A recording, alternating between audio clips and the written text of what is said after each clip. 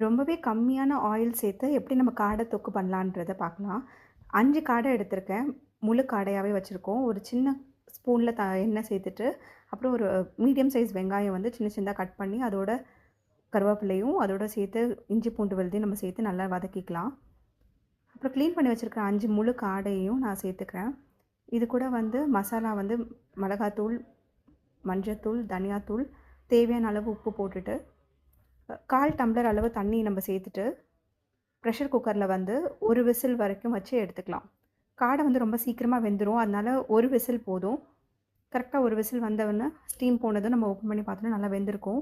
இத அப்படியே நம்ம வந்து ஒரு கடாயில நம்ம ட்ரான்ஸ்ஃபர் பண்ணிக்கலாம். அந்த தண்ணியோட சேர்த்தே நம்ம போட்டுக்கலாம். இதோட சேர்த்து நம்மளுக்கு வந்து பெப்பர் கொஞ்சம் நம்ம சேர்த்துக்கலாம். உங்களுக்கு காரத்துக்கு ஏத்த மாதிரி நம்ம ஆட் பண்ணிட்டு, ஜஸ்ட் கொஞ்ச நேரம் வதக்கி நம்ம எடுத்தோம் அப்படின்னா, சுவையான ரொம்பவே கம்மியான எண்ணெய் சேர்த்த காடை தொக்கு ரெடி.